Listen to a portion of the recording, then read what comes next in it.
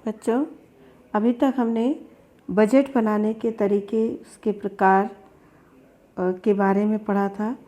आज हम पढ़ेंगे कि जो है हमारे यहाँ बजट क्यों नहीं बनता है, पारिवारिक बजट बनाने में कौन कौन सी बाधाएं आती हैं।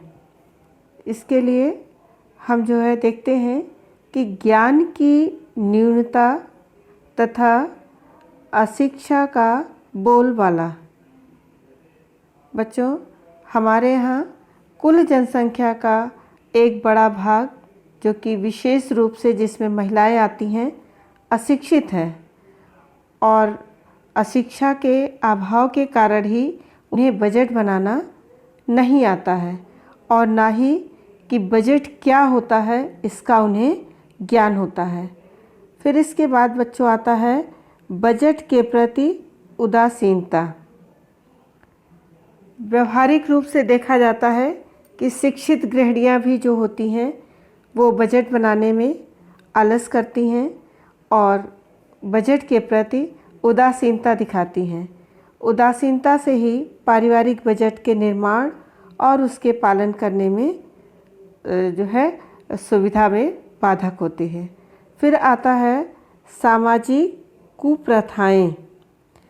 परिवार में वास्तविक आय गृहिणियों को नहीं पता होता है, क्योंकि हमारे यहाँ भारतवर्ष में क्या है, जो भी परिवार हैं वो पुरुष प्रधान होते हैं और जो अनावश्यक व्यय होते हैं जैसे मुंडन, कर्ज छेदन, विवाह आदि पर खर्च किए जाते हैं। इससे सामाजिक प्रतिष्ठा आदि के लिए व्यक्ति कर्ज के बोझ से दब जाते हैं। बच्चों, ये तो था कि बजट बनाने में कौन कौन सी समस्याएं आती हैं। आज हम इसी में आपको बताएंगे।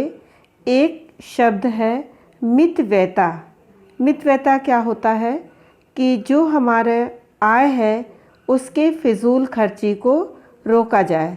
फिजूल खर्ची को रोकने का मतलब ये नहीं होता है कि व्यक्ति कंजूस हो। उससे क्या होता है कि अपनी आय का अच्छे से सदुपयोग करके व्यक्ति अधिक से अधिक आवश्यकताओं की पूर्ति करता है। उसे हम मितव्ययता कहते हैं।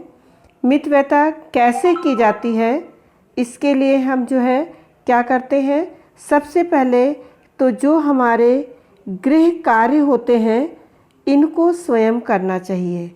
ज़्यादा से ज़्यादा जब हम घर का कार्य करेंगे तो हम अतिरिक्त धन का बचत कर सकते हैं। फिर आता है कि सही और उचित जगह से ख़रीदारी करना। बच्चों, जब हम सही स्थान से ख़रीदारी करते हैं तो हमें उचित मोल भाव से सामान मिल जाता है। इसके बाद आता है पानी, गैस और बिजली का सावधानी से प्रयोग करना। हमें सदैव इसका ध्यान रखना चाहिए कि जितना ज़्यादा हम पानी, गैस या बिजली खर्च करेंगे उतना ही ज़्यादा हमारा धन लगेगा। इसलिए हमें सदैव क्या करना चाहिए, पानी, गैस और बिजली का सावधानी से प्रयोग करना चाहिए। फिर बच्चों आगे देखते हैं कि कुछ वस्तुएं जो संरक्षित की जा सकती हैं उन्हें थोक भाव में ख़रीदना। हमारे घर पे कुछ वस्तुएं ऐसी हैं जिसका हमें बराबर प्रयोग करना पड़ता है। उसको हम संरक्षित भी कर सकते हैं, लंबे समय तक रखा जा सकता है। उन्हें हम थोक भाव में एक साथ खरीदना। फिर आता है बच्चों उधार से बचने की कोशिश करना व नगद भुगतान करना। जहाँ तक कोशिश करना चाहिए कि उधार न लिया जाए, उतना ही हम सामान खरीदें जितने का कि हम नगद भुगतान कर सकें, क्योंकि इससे क्या करते हैं कि हम अपनी मुख्य आवश्यकताओं पर ही विशेष ध्यान देते हैं। फिर बच्चों आती है घर की वस्तुओं की देखभाल करना और उनकी मरम्मत करना। जो हमारी घर की वस्तुएं होती हैं, जब हम उनकी बराबर देखभाल करते रहते हैं, मरम्मत करते हैं, तो वो जल्दी टूट फूट उनमें नहीं होती है और वो लंबे समय तक हमारे कार्य में सहयोग करती हैं। फिर बच्चों आता है आवश्यकता के अनुसार ख़रीदारी करना। कभी कभी होता क्या है कि जब हम मार्केट जाते हैं और हमें कोई चीज़ पसंद आ जाती है तो हम उसको ख़रीदना शुरू कर देते हैं, जो कि हमारे आवश्यकता के लिए भी नहीं होती है।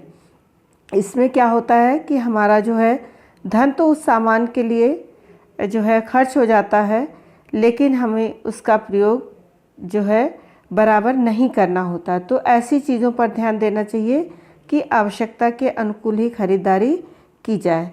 बच्चों फिर आता है अधिक मूल्य वाले खाद्य पदार्थों के स्थान पर समान पौष्टिक गुणों वाले कम मूल्य के खाद्य पदार्थों को खरीदना। जैसे कुछ खाद्य पदार्थ ऐसे होते हैं जो कि बहुत महंगे होते हैं, उनमें भी उतने ही पोषक तत्व पाए जाते हैं जितने कि हम सस्ते दाम पर ख़रीद करके भी उन्हीं पोषक तत्वों को प्राप्त कर लेते हैं। इसलिए हमें अधिक मूल्य के स्थान पर क्या करना चाहिए, समान पौष्टिक गुण वाले कम मूल्य के खाद्य पदार्थ का भी सेवन करना चाहिए।